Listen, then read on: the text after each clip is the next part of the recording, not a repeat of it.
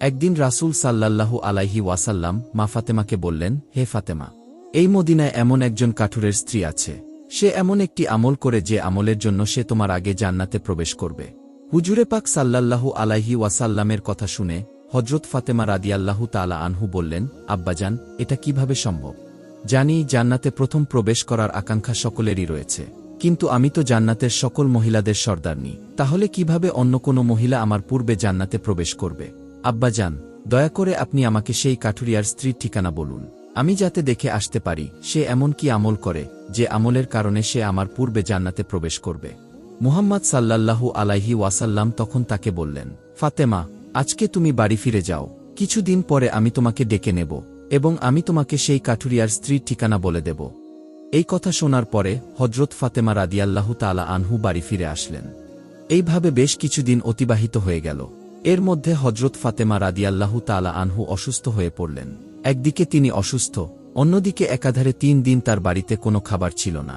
খাবার না খাওয়ার ফলে এবং অসুস্থতার কারণে হযরত ফাতেমা রাদিয়াল্লাহু তাআলা আনহু খুবই দুর্বল হয়ে পড়লেন।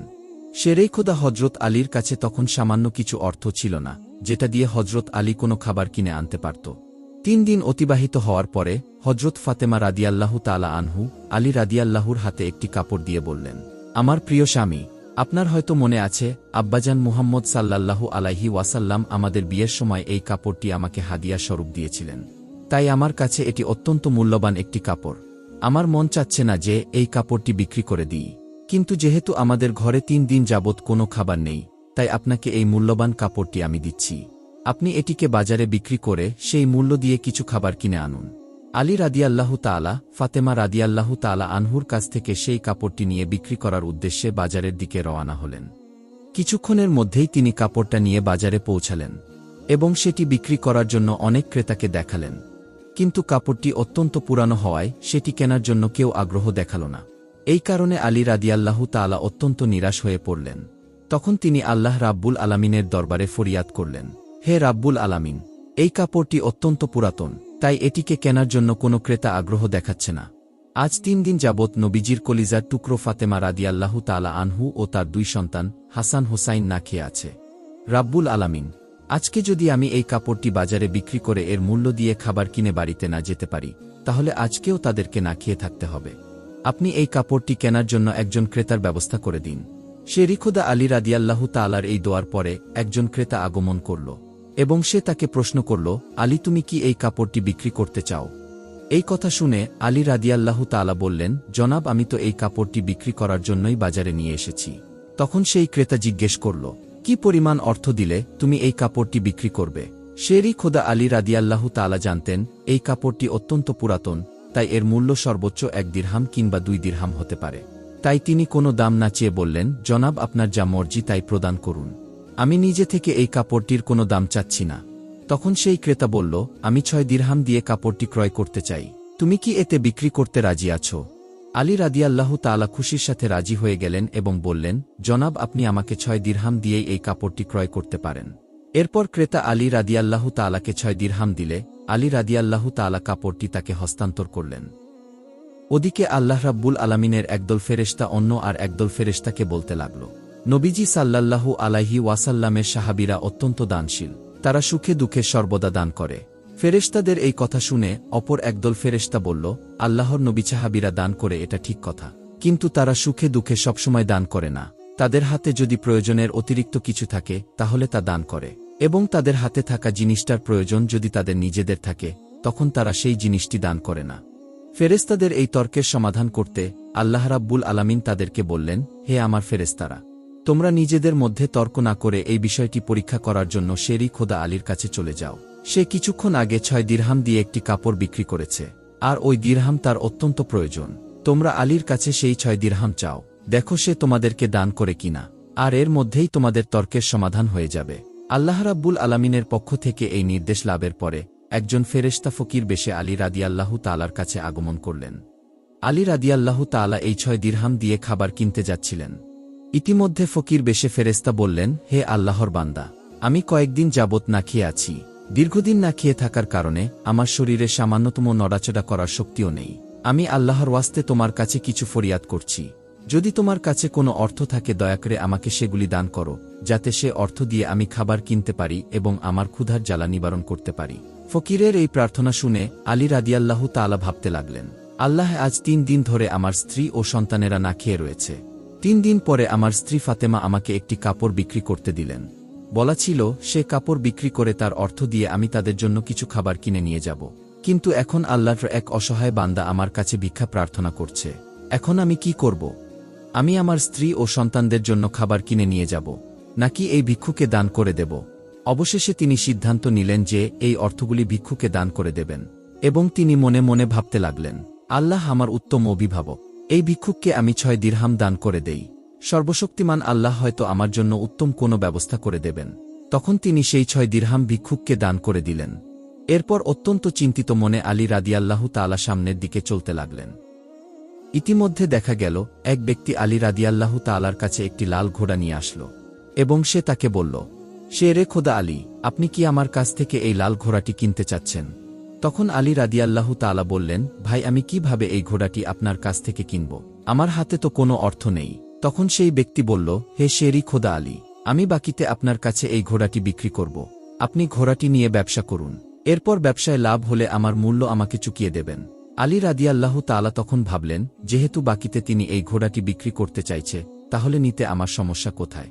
অতঃপর আলী রাদিয়াল্লাহু তাআলা বললেন, আপনি কত দিরহামে ঘোড়াটি বিক্রি করবেন? সেই ব্যক্তি বললেন, আমি 100 দিরহামে এই ঘোড়াটি আপনার কাছে বিক্রি করলাম। আলী রাদিয়াল্লাহু তাআলা সেই ঘোড়াটি 100 দিরহামে তার কাছ থেকে কিনে নিলেন। এরপর ঘোড়াটি বিক্রি করার জন্য বাজারের দিকে রওনা হলেন।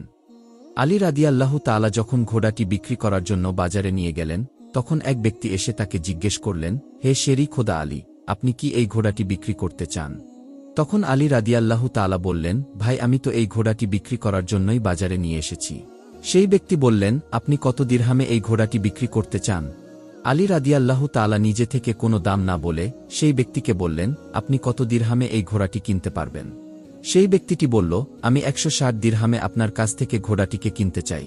আলী রাদিয়াল্লাহু তাআলা তখন চিন্তা করলেন, আমি তো এই ঘোড়াটি 100 দিরহামে কিনেছি, আর তিনি আমাকে মূল্য দিতে চাইছেন 160 দিরহাম, অতএব এতে আমার 60 দিরহাম লাভ হবে।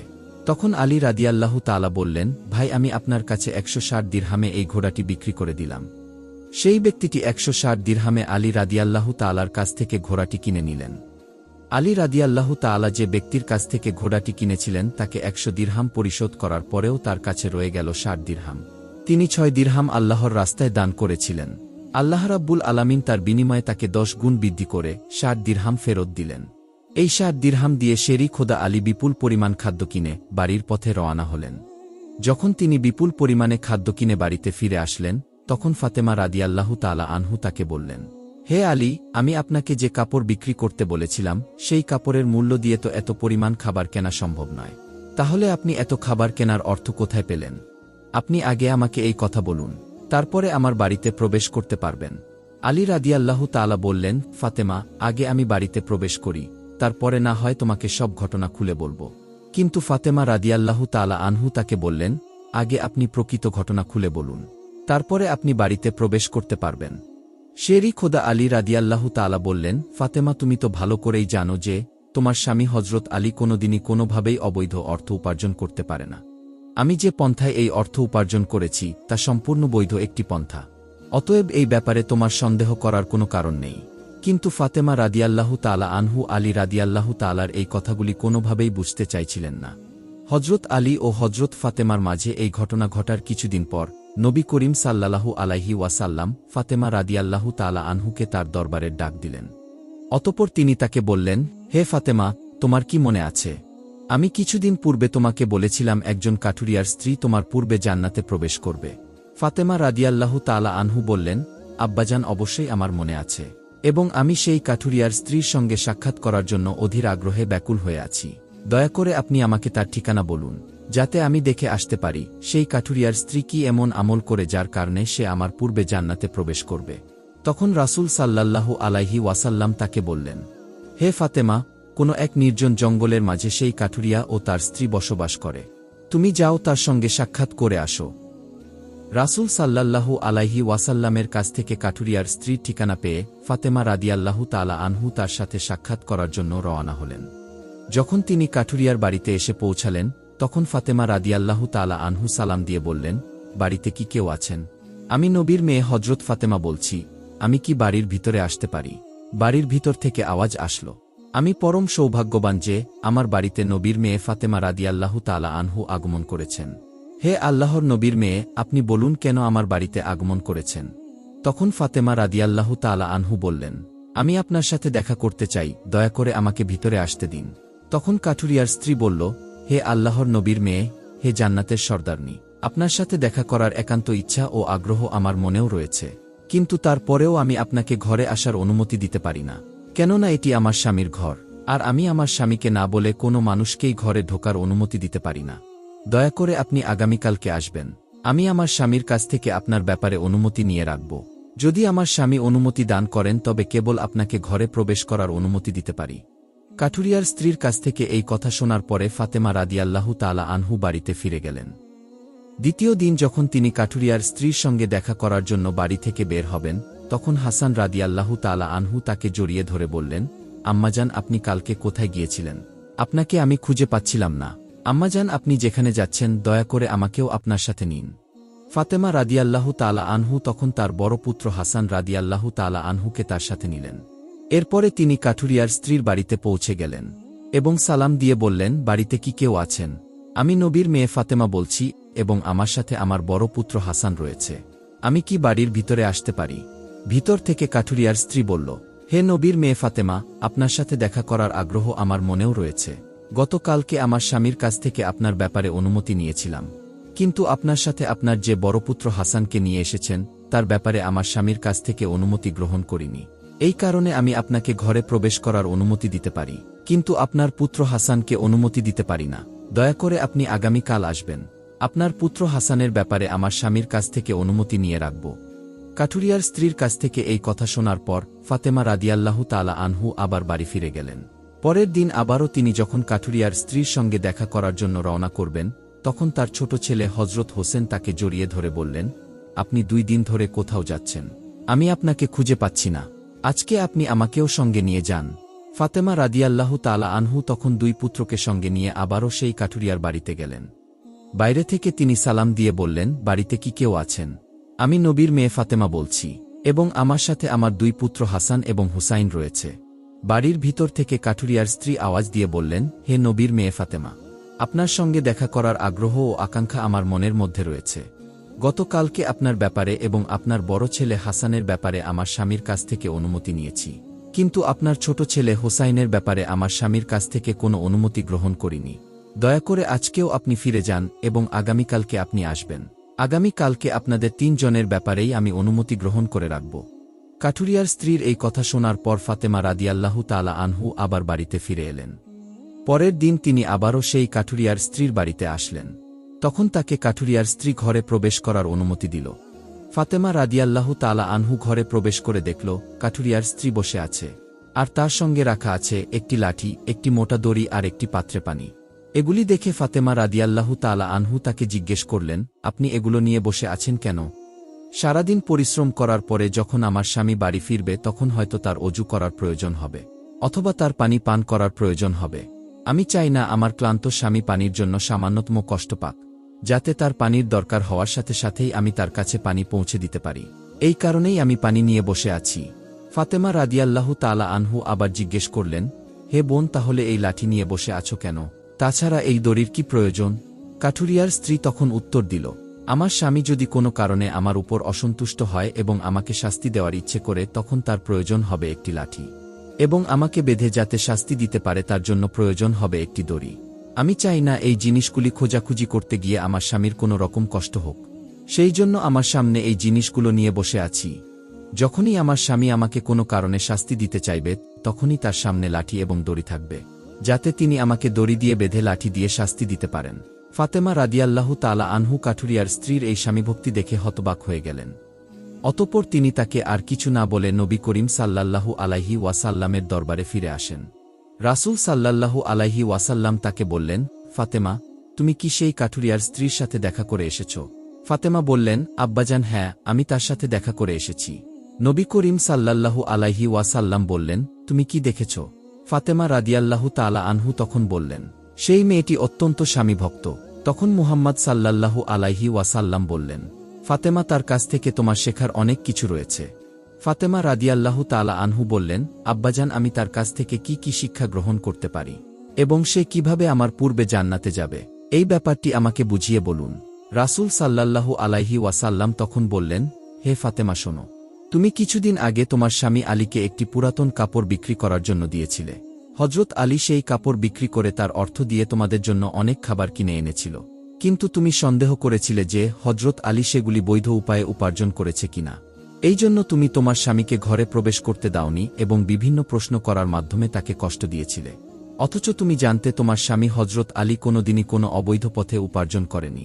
হে ফাতেমা, তুমি যখন আলীকে সেই কাপড়টি বিক্রি করার জন্য দিয়েছিলে, আলী তার জন্য কোনো ক্রেতা খুঁজে পাচ্ছিল না। তখন আল্লাহ রাব্বুল আলামিন তার ফেরেশতা মিকাইলকে সেই কাপড়টি কেনার জন্য পাঠিয়েছিলেন। আল্লাহর ফেরেশতা মিকাইল সেই কাপড়টি আলীর কাছ থেকে 6 দিরহাম দিয়ে কিনেছিল। এরপর আর একজন ফেরেশতা এসে হযরত আলীর কাছ থেকে সেই 6 দিরহাম ভিক্ষা প্রার্থনা করে। আলী সেই 6 দিরহাম আল্লাহর রাস্তায় দান করে দেয়। অতঃপর সে চিন্তিত অবস্থায় বাড়িতে ফিরে আসছিল। এমন সময় ফেরেশতা জিবরাইল একটি লাল ঘোড়া তার কাছে 100 দিরহামে ধারে বিক্রি করে। আলী সেই ঘোড়াটিকে নিয়ে বাজারে যায় এবং ইসরাফিল ফেরেশতা হযরত আলীর কাছ থেকে সেই ঘোড়াটি 160 দিরহাম দিয়ে কিনে নেয়। আল্লাহ রাব্বুল আলামিন 6 দিরহামের পরিবর্তে হযরত আলীকে 10 গুণ বৃদ্ধি করে 60 দিরহাম দিয়ে দেয় এবং সেই অর্থ দিয়েই সে তোমাদের জন্য বিপুল পরিমাণ খাবার কিনে এনেছিল। ফাতেমা, শুনে রাখো, যে কাপড়টি আলী বিক্রি করেছিল, আল্লাহ রাব্বুল আলামিন সেই কাপড়টি জান্নাতে সংরক্ষণ করে রেখেছে এবং যে ঘোড়াটি দিয়ে হযরত আলী ব্যবসা করেছিল, সেই ঘোড়াটিও আল্লাহ রাব্বুল আলামিন জান্নাতে সংরক্ষণ করে রেখেছেন। কাল কিয়ামতের দিন তুমি যখন জান্নাতে প্রবেশ করবে, তখন তুমি সেই ঘোড়ার উপরে থাকবে এবং সেই কাপড়টি হবে ঘোড়ার লাগাম, আর সেই লাগামটি ধরা থাকবে ওই কাঠুরিয়ার স্ত্রী। লাগামটি ধরে রাখার কারণেই সে তোমার আগে জান্নাতে প্রবেশ করবে এবং তুমি তারপরে জান্নাতে প্রবেশ করবে। তার স্ত্রীর অতুলনীয় স্বামী ভক্তি হল তার এই মর্যাদা প্রাপ্তির একমাত্র কারণ।